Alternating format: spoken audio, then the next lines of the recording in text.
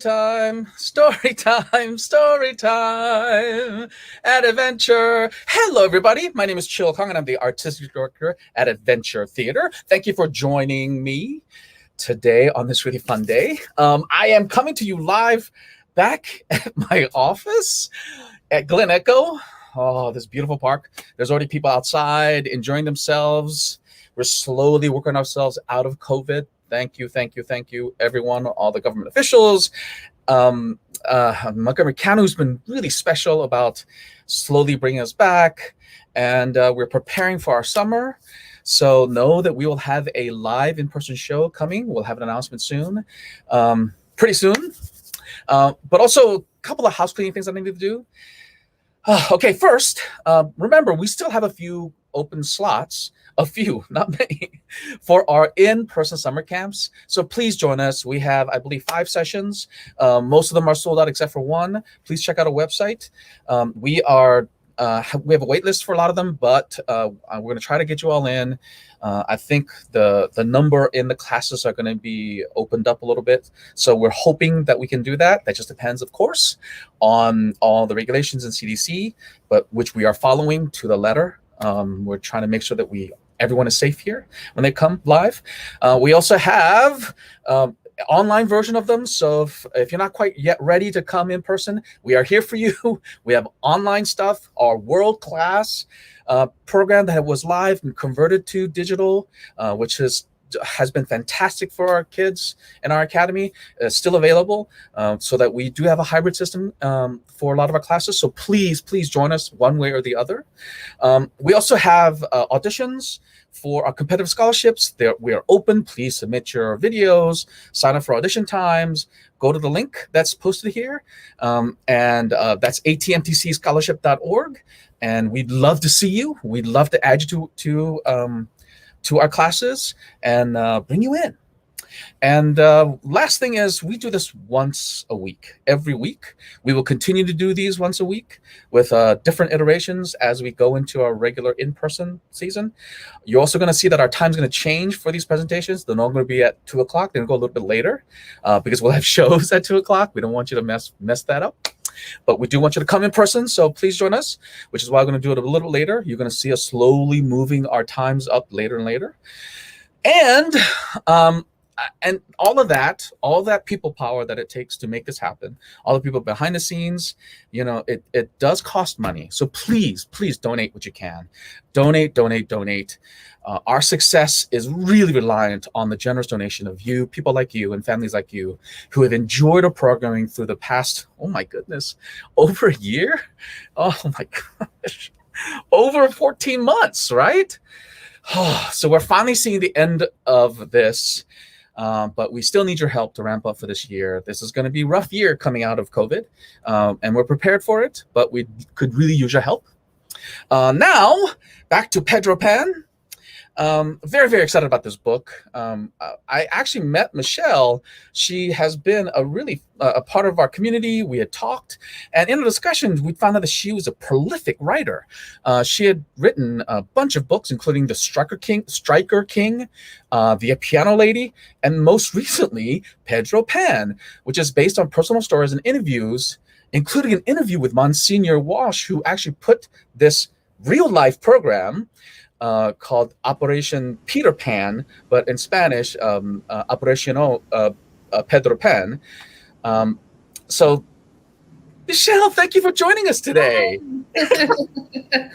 So happy to be here. Thank you, Chill, for the opportunity.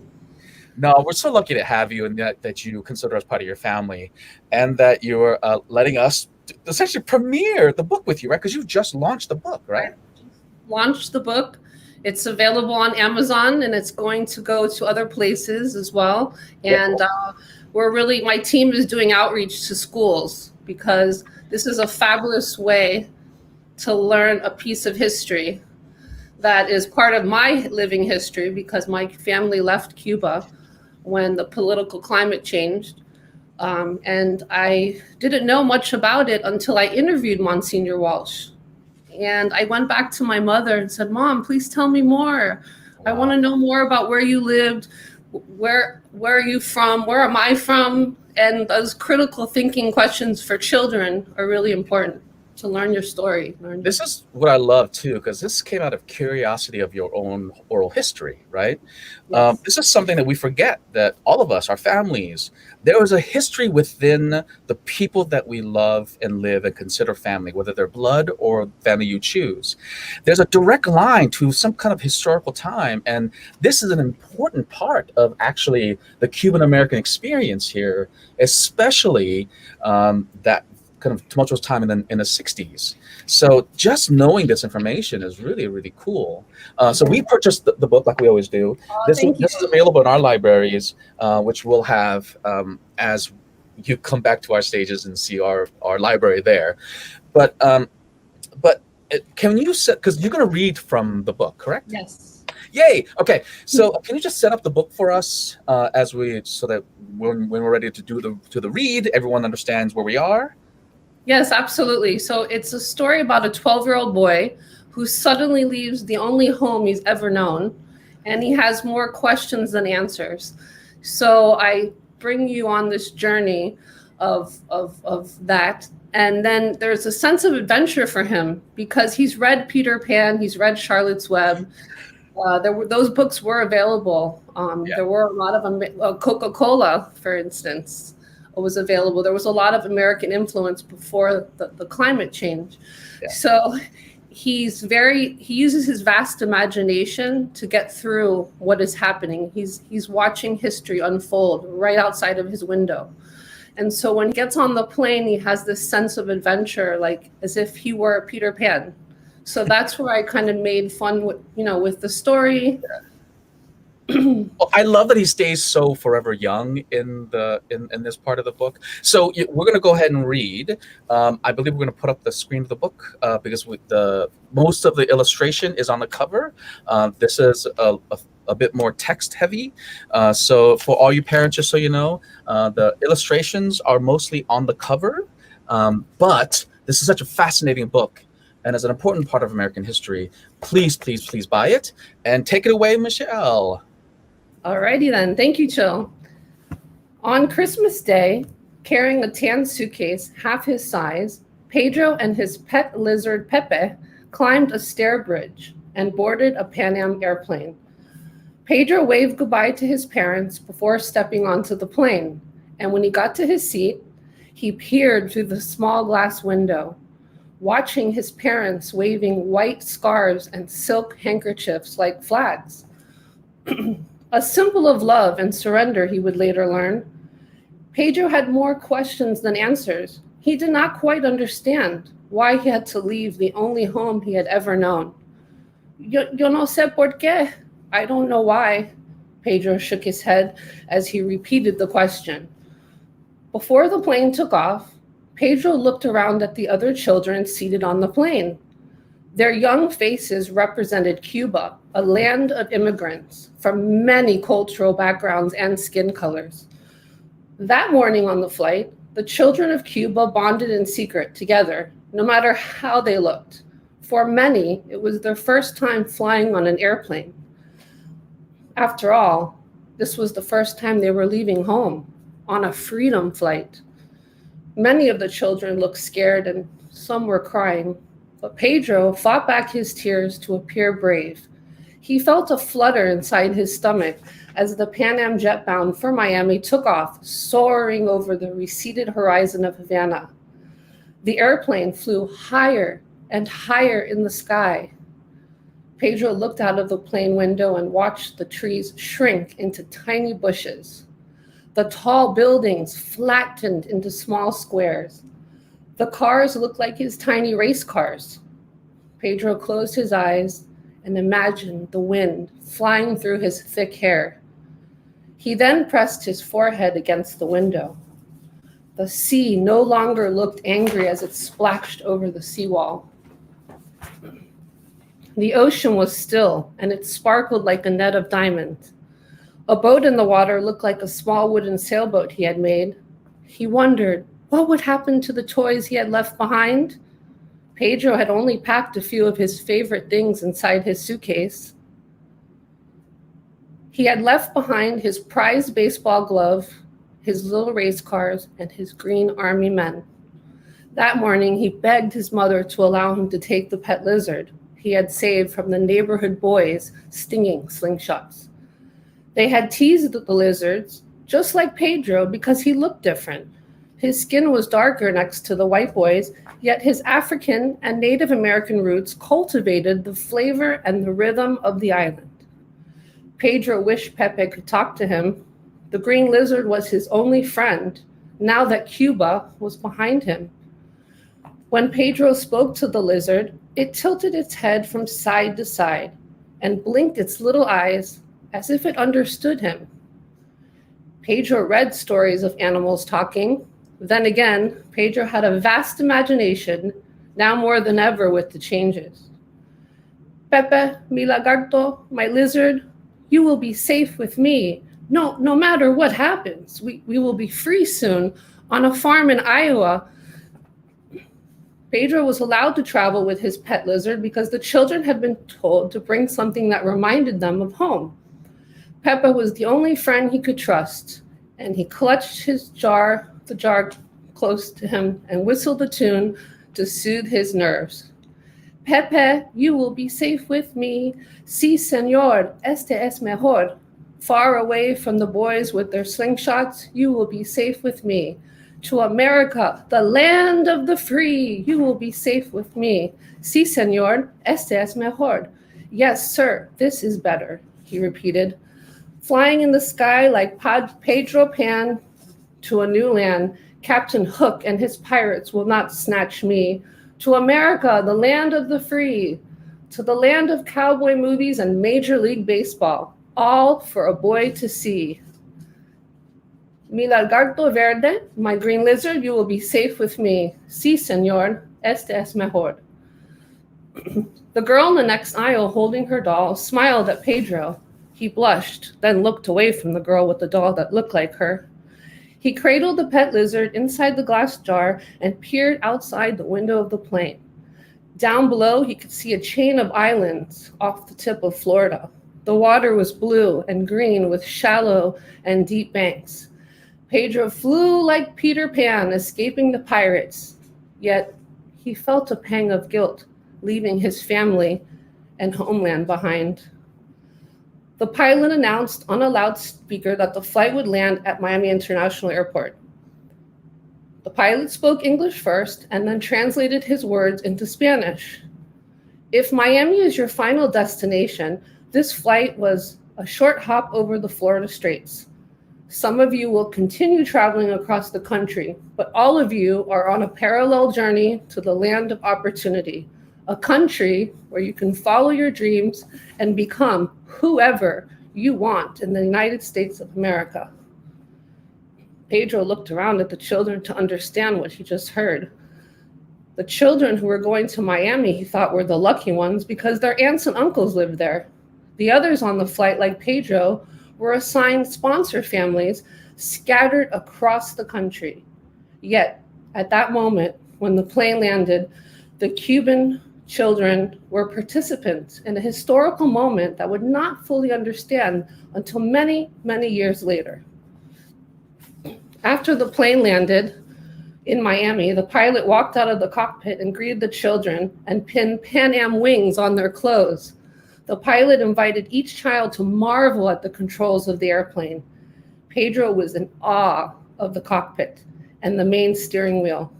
Maybe he would be a pilot or a doctor like his father if his dream of becoming a baseball player one day didn't work out.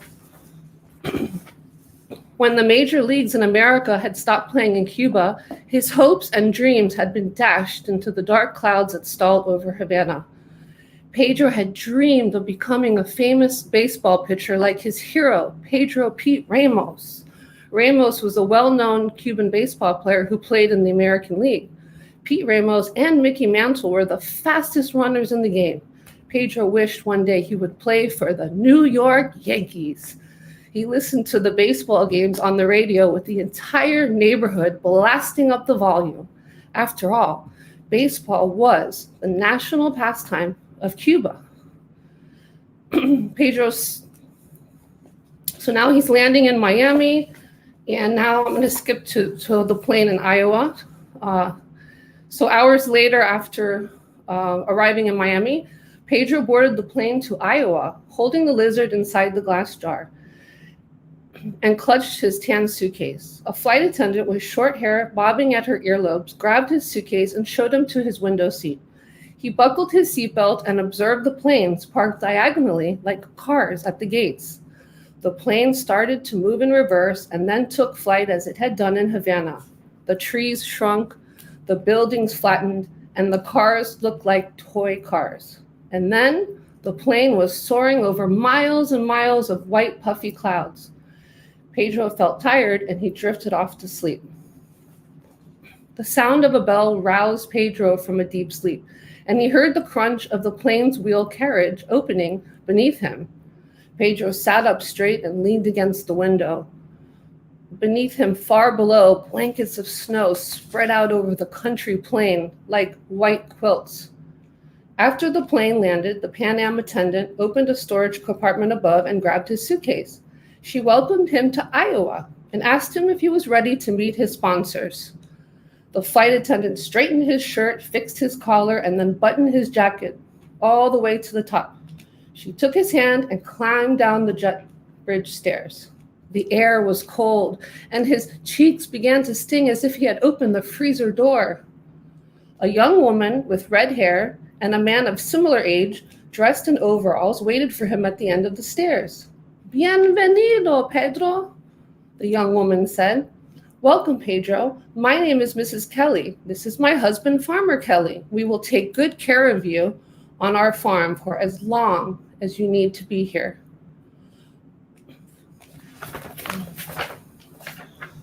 So then now they get in the cars. Sitting in the back of the seat of the truck, Pedro wondered if the Kelly farm was big or small. Pedro heard the Kellys came from a long line of farmer generations in Iowa and from Ireland. They cared for animals and were Catholic just like him. "Look, Pedro," Mrs. Kelly said. "Our farm is ahead at the end of the long snow-covered dirt road." The truck stopped in front of a red barn mailbox with the Kelly farm sketched above the address. "And here's the mailbox where you can mail your letters back home to Cuba." Pedro had promised his mother and grandmother he would write home. He thought to write them in Spanish and English to teach them English should they come to America. Farmer Kelly brought this truck to a stop and then sprung out to open a white wooden fence. They drove toward the farmhouse, passing one red barn after another. The truck pulled up to the driveway next to the farmhouse. There was no snow on the walkway. Farmer Kelly grabbed Pedro's suitcase and followed his wife and Pedro inside the home. It was warm and cozy. There was a tall, slim Christmas tree in the corner of the living room with blinking red and green lights. A bright gold star flashed on top of the tree. Mrs. Kelly bent down and picked up 3 gifts for Pedro. "Merry Christmas! Feliz Navidad, Pedro," she said. "Your mother phoned me and told me that you had to leave some of your favorite things at home. I hope you like what I picked for you." Pedro thanked Mrs. Kelly and unwrapped the first gift, opening it slower than he would do at home. Back in Cuba, when he opened his presents, he would tear the wrapping paper into shreds in eager anticipation of what was inside. To his sheer delight, he saw a shiny new baseball in a small box. The next present he unwrapped was a baseball glove inside the paper of a gift bag. Pedro smiled broadly, and the pleasure on his host's faces made him feel better. The third gift revealed a red and white sweater Mrs. Kelly had knitted. Pedro thanked her again and hugged her. "Come, Pedro, you must be starving," Mrs. Kelly said as she took his hand and led him to the kitchen. So then I'm going to skip forward. They say goodnight. Pedro thanked her and readied himself for bed. And then the next morning, his first day on the farm, Pedro awoke to a blinding light outside his bedroom window. He rubbed his eyes and looked around the guest room. A fireplace crackled and popped the warmth Pedro would need throughout the bleak winter. The frost and bright light outside were a stark reminder he was not in Havana anymore, and he could no longer sleep. The morning brought a long list of chores on the farm. The animals needed feeding and watering, Farmer Kelly told him, while Pepe, his pet lizard, snored inside the glass jar like a cat purring. Pedro climbed out of bed to brush his teeth and comb his hair. The clothes he wore on the plane lay crumpled inside a wooden hamper. His suitcase leaned against the side chair, still unpacked. Pedro could not wear his clothes from Havana on the farm. The night before, the farmer's wife had folded his new wardrobe and placed the clothes on top of a seat cushion. Pedro put on his farm clothes over his long johns as he stood in front of a tall easel mirror, buttoning a red and white flannel long-sleeve shirt. He slipped one leg and then the other leg inside the pants of a corduroy overalls. Pedro put them on in the mirror. He no longer looked like a city boy from Havana. When Pedro opened the bedroom door, he smelled apples and cinnamons baking in the kitchen. Buenos dias. Good morning, Pedro, said Mrs. Kelly, drying a plate with a towel. Good morning, Mrs. Kelly, Pedro replied, remembering to speak English. She pulled out a chair to seat him at the kitchen table, poured a glass of milk, and then whipped up a quick breakfast. I'm going to move forward. And he's now outside. Pedro put on his new winter coat and headed outside to help the farmer. He took his first steps in the snow, crushing through the layers of ice, sinking, then lifting, then sinking, then lifting, repeating the motion to balance himself. The sky was a vast and brilliant blue. Pedro felt like he was standing on a giant white puff of cloud. The snow covered the farm for dozens of miles in rippled waves of white across the country landscape. The pale corn stalks peeked out of the snow, stiff and twisted from the wind like an army of frozen creatures. Pedro recalled one January when the temperature had dropped in Cuba. The scaly iguanas with their thick tails and fallen out of the trees, twisted and frozen on the ground. Pedro chuckled when he remembered the day a large gray iguana bit the mean boy in the barrio neighborhood. Rodolfo had wagged and probed his finger at a cold, stunned reptile on the sidewalk. Suddenly, the iguana came to life, clamped his jaw on Rodolfo's fingertip, and smacked the mean boy with its dinosaur-looking tail. A cold wind stung Pedro, and his warm breath turned into steam. He exhaled deeply to see smoke coming out of his mouth. The boy from Havana had never seen snow and longed to play in the winter playground. He bent down to make a snowball and dusted the rough edges to make a round sphere. He quickly dropped the heap of snow when a voice startled him. Good morning, Pedro, Farmer Kelly said. We have some work to do before the snow falls again. Farmer Kelly handed Pedro 2 small pails of water. Pedro tried to balance the buckets. The one in his left hand swayed and dropped water onto the icy ground. The other bucket in his right hand was much steadier. We need to carry water to the animals, Farmer Kelly said. They depend on us. I have already fed them. His first chore brought him to the dairy barn. Pedro poured water from the bucket into a narrow trough. A large black and white cow with a silver bell around her neck looked up from the side of a hay bale and gazed curiously at Pedro. Moo, moo, moo. Who are you?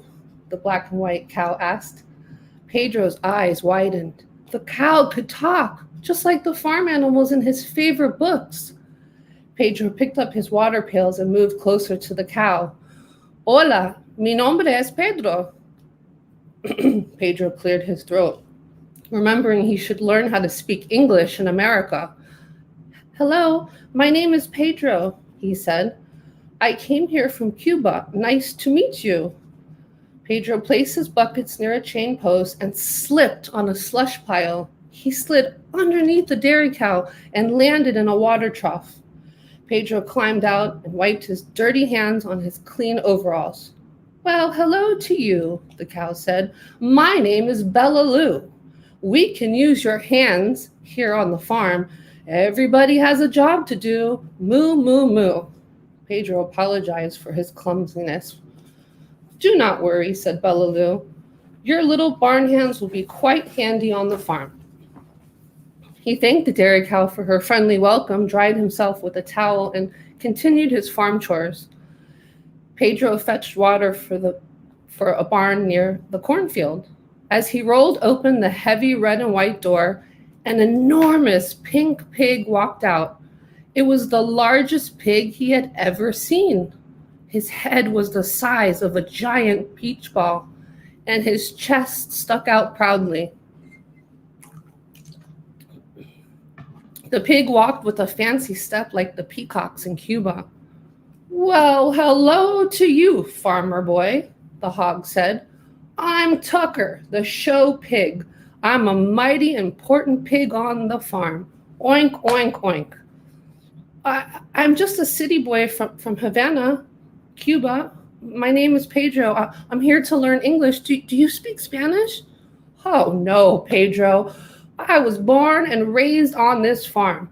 I'm a grand champion pig. My job is to win ribbons and prizes at the country and state fairs. You see, everybody has a job to do on the farm. Is the fair like a carnival? Pedro asked.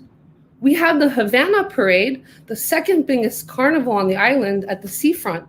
The streets are filled with people dancing and drumming. Oh, you would love the state fair. It's the grandest of them all. There are fun games and carousel rides. And then I'm going to skip forward to, let's see.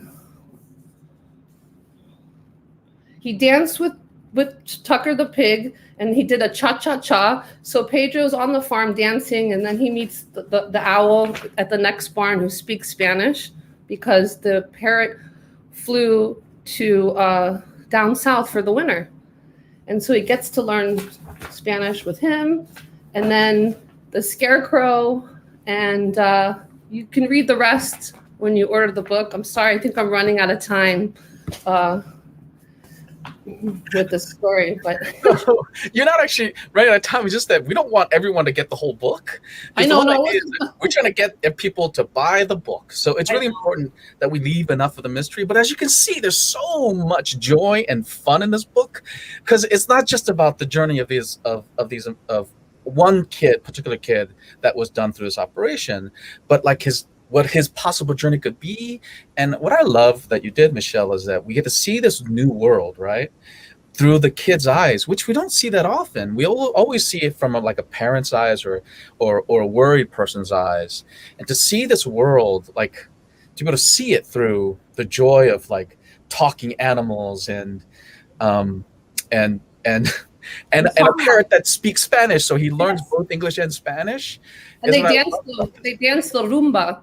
Yeah. Because there were very, very famous dances in Cuba, so he's teaching the animals how to dance, and he's learning that everybody has a job on the farm, and he wants to be useful. So the kids learn about life on a farm, that every season brings another chore.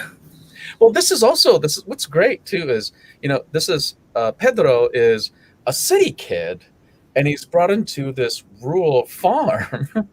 So it's cold for a shock. And it's cold. Because, Havana, Cuba is warm. But we totally forget about that. Yeah, so I guess one of the things I just want to make sure people know is the history of the Operation Pedro Pan, right? So for everyone who is coming to this today, this happened in the early 60s, right? Correct? This is when communism had taken hold in Havana, in Cuba. And so this mass exodus of kids was done through Monsignor Warren? Walsh. Monsignor Walsh from the Catholic Miami Archdiocese. Mm-hmm. And it was actually formed by the parents who I believe are the true heroes. Because as a parent myself, I couldn't imagine having to make such a great sacrifice. So between the parents and Monsignor Walsh and the State Department, they waived all the visas. So they were able to send the kids to America. Many of the kids went to Miami, and then others like Pedro went to a farm. See, that's the thing is that we forget as one of the wealthiest, as the wealthiest nation in the world, right? Where because of our wealth, we have places that should allow ourselves to be open to help and assist in difficult times.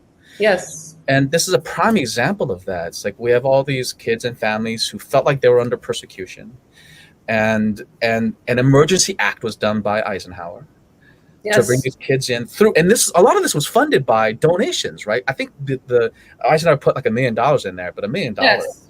He started a very, very generous fund. Yeah. And then there was the Catholic Archdiocese of Miami. And then the sponsor families were also heroes, because like Farmer and the Farmer's Wife, they took kids in thinking it was a temporary situation. And I won't tell you, because you have to read the book, how long Victor stayed on the farm. And then you have to read the ending. But some kids didn't reunite with their parents. Yeah. But many did. So there's a good ending to that story. Well, like all stories like this in a crisis, it doesn't happen perfectly every time. But the most important part is the intent of a powerful country like the United States is to support its neighbor and help the families and children. We forget that. We forget how important that is. It's very important. You have your daughter just graduated, right? Yes, she just graduated from college, and it was the happiest I've seen her, because it's that accomplishment. I did it. I made it through a pandemic. Uh-huh. Got all my classes done. She graduated with honors. Yay! And she was kicking in the University of Central Florida fountain with the photographer we hired. And it was like a little kid in preschool or in kindergarten. It was such an innocent and joyous moment.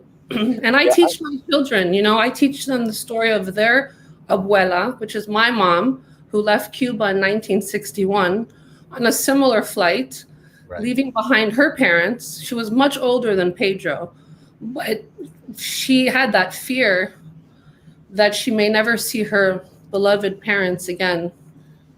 So was she able to unite with her family? Yes. Fortunately, my grandparents were the last to leave. Wow. And they came to Washington, D.C. This is just before the missile crisis? Yes. When literally all planes were stopped after that, right? Everything changed so fast. You have the kids leaving Cuba, and then you have the Cuban Missile Crisis, where then that stopped. So that Pedro Pan operation ended as soon as the rift in diplomatic communications and the Cuban Missile Crisis. So for everybody who's watching, so back in early 1960, so this is 1969 into 1961, a new government had taken over Cuba, and that created a real problem between Cuba and the United States. And if all of you please research the Cuban Missile Crisis, that's what stopped this and these flights, these Peter Pan flights out of Cuba that allowed these kids to escape a communist regime. So just take a look at your history. We have a wealth of Cuban Americans in the DMV area, including one of our amazing supporters and board members, Teresa, who I believe is a friend of your my cousin, right? Yeah, okay. So, I know you're related some form. Yeah. So her mother came to America with her father before my family left.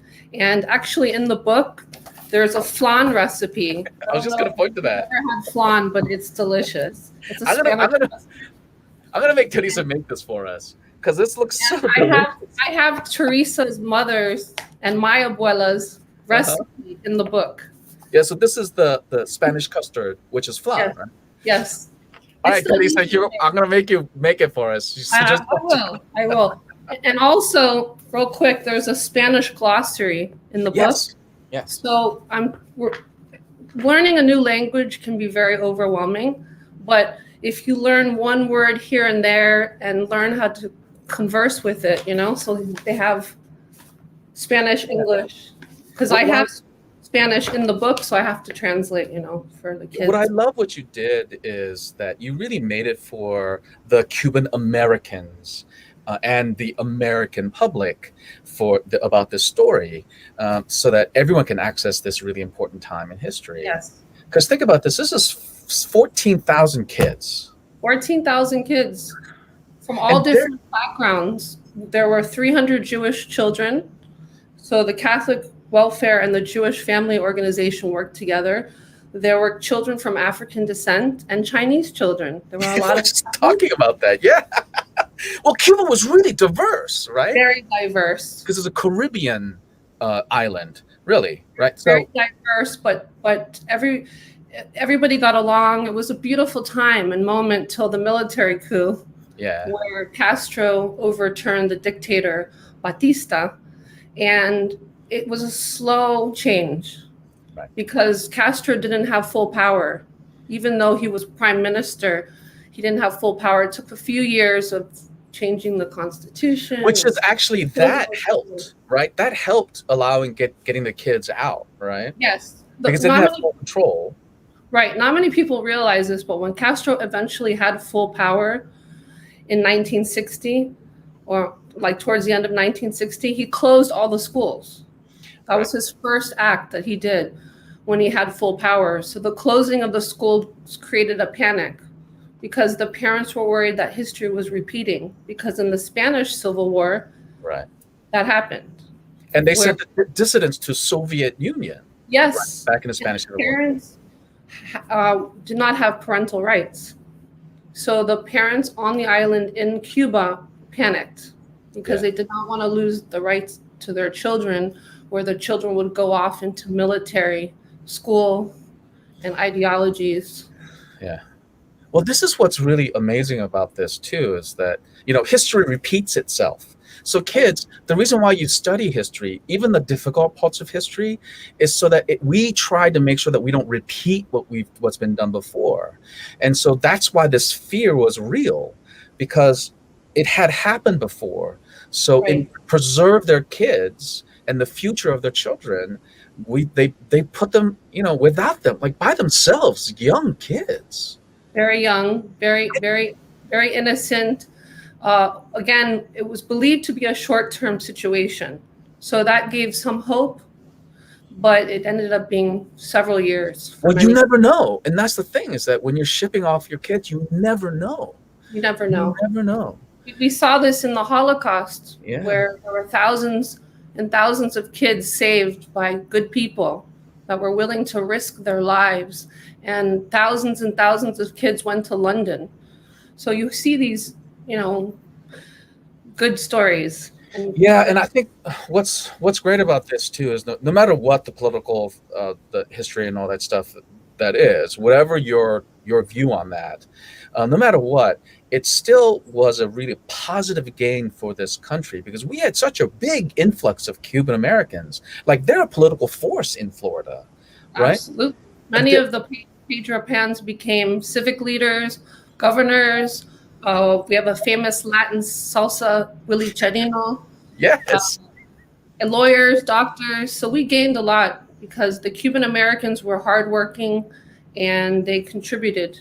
And they're still contributing through generations. And I had a little brainchild with this book when I was finishing it. I said, this is a perfect way for the grandchildren of the Pedro Pans to read what their grandparents went through. Yeah, and we forget our history because we've been here so long, right? We forget that. I'm a recent immigrant, so that's very real to me, and I see my parents. But these are like third generation now who are kids running around, or fourth generation now. Yes. Right. So these fourth generation kids, like you have no, so look at your history, look at your family background, because there's so much, like everybody here, unless you are indigenous, unless you are Native Americans who were here from the beginning, you are an immigrant. That's the thing people forget, is that you're immigrants. Yes. So look back at your history and trace it. Some of us were forced to be here, but there are also others who came here because of the hopes and dreams of the great American dream. And Yes. it still exists. Like, we're still, no matter what you think of this country, it is still the most powerful country in the world. Yeah, So- I have so much gratitude towards my ancestors for coming to this great country. My grandfather on the other side was an Italian immigrant. Yeah. At 17 years old on a huge ship coming to New York. So when I see the Statue of Liberty, I tear, because Oh, that's the first thing that he saw, and I'm honoring him in another book. oh. So Well, I that's can't wait to read those. So is there anything, because you're working on something else with Pedro Pan, correct? yes. So I am also writing a stage play. I didn't get to read all the scenes with the animals, Uh-huh. but the owl is hilarious because Well, already you have this great song. Yes, I wrote Already some. you already have a great song on the plane with his lizard, as Yes. he's trying to calm down a lizard. That's a great song, right? It's a mix of English and Spanish. Yes, yes. And the owl and the great barn owl sings with Pedro and dances.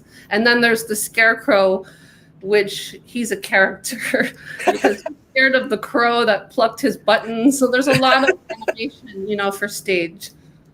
So, Yeah, it's visual, and there's and it gives. You need something magical and bigger than life for it to be a musical, and so Yes. you have all of that in there. So I Yes. can't wait to see it. I can't wait to we'll talk about it. We'll Yes. Yeah, my hope is that, with this learning this history, is it's going to cultivate empathy for Pedro and his family and for other immigrants who Yeah. make this great, trail to America. See, that's the thing people forget too, is the Spanish, the Latin American, and Euro-Spanish, Latinx, Hispanic history in the United States is much, much more diverse. There's more people from all these different countries, and they think a lot of folks think if you're from Peru, it's the same thing as you're from Colombia, and it ain't true. Right. And then there's the debate, which does the Colombian or the Peruvian speak better Spanish than the Cuban? I do. There are a couple of my friends who get into those arguments. I'm like, don't get me in the middle. No, I don't. But if you ask my mother, the Cubans speak perfect Spanish. Even better than the Spanish themselves, which I love that. No, so But it's interesting because our family is very diverse. I did the 23andMe, and I found out that my grandfather's side has a lot of Native American, indigenous. Oh. I didn't know. And then and Teresa and I have roots from Portugal and Africa. So what an amazing find. Wow. I'm reading wow, the Congo, that's pretty cool. Wow, that's amazing. I'd Canary like to do a genetic history, but I kind of know where my genes come. It's very clear. So, yeah, Mine but is very diverse. But that's the thing, is because it's diverse, you are an example of how incredible diversity really works, right? Because think about it. You're a top-notch journalist. You've written multiple books. You have amazing success, and that's what diversity breeds. That's how all these different genes come in. It makes you it gives you all the platform to be successful, right? Yes. So kids, Yes. part of what I'm saying about this diversity too is that it's also diversity of your friends, the people that you talk to, because they have different ideas for you to think about problems instead of just one way. That's what that does. And this is what I love about what you represent, Michelle, even in this book, because you talk about different colors and ages and ethnicities. people didn't even understand that was part of Cuba. Right. Absolutely. And Pedro, he can trace, his mother's family from a village in Africa. And then on the other side, he's Native American. So he knows in the home where he's from and who he is. And I think we need to learn where our family came from. And children, spend time with your grandparents. Yeah. I know you want to play video games. I know you want to play sports outside. I was a child, I know. Yeah. But spend time with them and ask them. Yeah, and if you don't have grandparents that's near you or biological or blood, there are people around you who are your kind of your adopted abuelas, or they're all part of your history. The family that you make or you choose are also part of your history, because they're the ones that's informing you, making you who you are today. So talk to them. Yeah. I think what this reminds me too is I'm finally able to, coming back to Adventure Theater allowed me to spend time with my parents. And, I'm having that moment that you had with your mom. It's like, what is your history? Yes. How did you, As a journalist in Miami, I felt bad that I didn't know anything about the Pedro Pan, because my mom never looked back as most immigrants did. So this was very special too. And I was able to go to Cuba 4 years ago on a journalist loophole. And I was able to be on the island and say, I'm going to bring back a story. I don't need to bring souvenirs. I'm going to bring a story. So all of this just started developing. I was able to, see the sea, see the tropical, feel the rhythm. And I left right away. I came in for the story. And I'm out. I got it. I'm out. But that's a gift that'll give forever, right? Because stories live in the ether. Stories live in kids' imaginations forever. And now that it's in a book, it'll live on forever. That is a gift that'll last forever. And so I really want to thank you for bringing this book to us. Thank you. And honestly, like enlightening me to this history of the Cuban American experience, because I didn't know either. Like I had to do all this research to find it out, and just to be able to like speak with you. So it was just really cool to read all this stuff. If the viewers go to my website, they can click on the links and NPR, Smithsonian, and learn more about the Pedro Pan operation and the flan recipes there. And pictures. This is the best part: vintage pictures of my family in Cuba. You have to see. Those are gorgeous. It's pedropanbook.com. I love those books because the pictures of your mom. Was that before she left? Yeah, it was in Cuba. So it was pictures of my mom, my grandparents, my aunts, Teresa's mom, Teresa's dad. And they're, not knowing what the future holds, but they look like they're having a nice time in Havana. And my one aunt was in a parade. So one of the photos is the queen of the parade. That's right. Yes. My Aunt Martha. Yes. Martika. Well, but that's the thing is that, we celebrate familyhood here at Adventure. And, it is so important that we understand not just the kids' lives, but the parents' lives, the grandparents' lives, the uncles. It's all connected. It is. So kids out there, don't just talk to your parents, talk to your aunties, talk to your uncles, talk to your abuelas, talk to them, because they have so many stories that you don't so many wonderful stories. As a child, I spent a lot of time in the library, and I was so fascinated with the Grimm Brothers. Oh, yeah. Because they literally went village to village to preserve stories.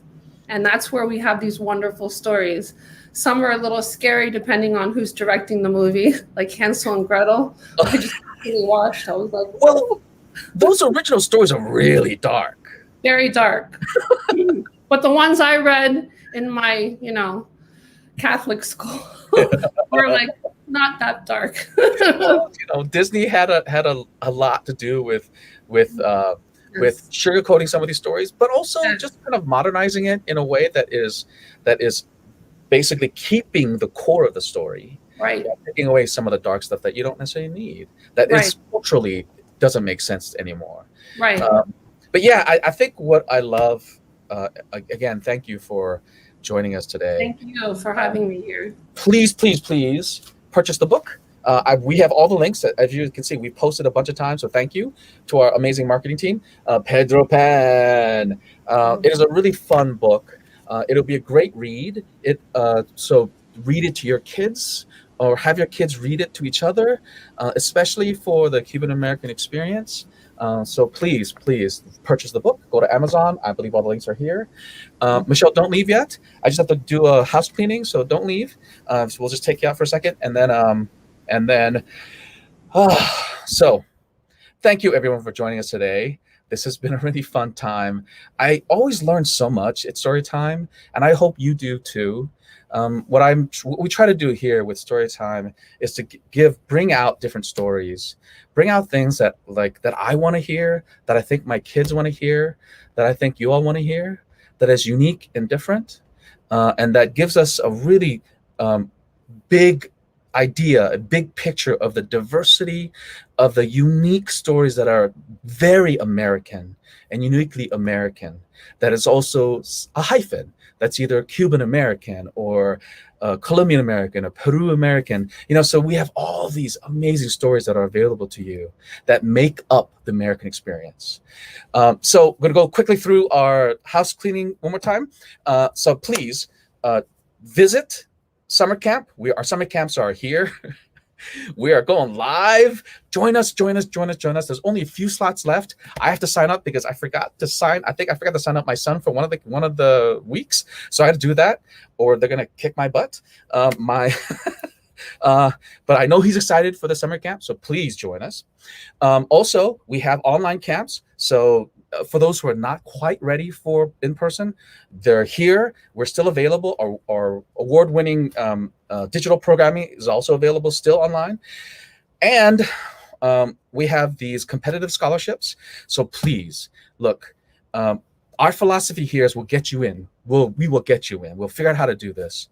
But we just need you to do things like apply for the competitive scholarship. We'd love to have you here. We want you to join our family. Please, please, please apply. Send your videos. Sign up for the auditions. Come on out. And one more time, please donate. Go to atmtc.org. Donate today. As you can see, we celebrate the amazing stories that are here, that make up the American experience, and embrace the diversity that's in all the different communities here, including how diverse the Spanish American experience is. Also check out our Celebramos Nuestros Historias, which is our Spanish speaking show that's directly geared towards our Spanish audiences within here at ATMTC. We're very proud of that. We have an amazing host who does all the interviews. She is fantastic and so fun to watch, Andrea. So please join us there. We have one coming up, I believe, in a couple weeks. And again, donate. All this work that we do every week, we only can continue with generous support for people like you out there. So donate what you can at atmtc.org. And we will see you all soon. Bye.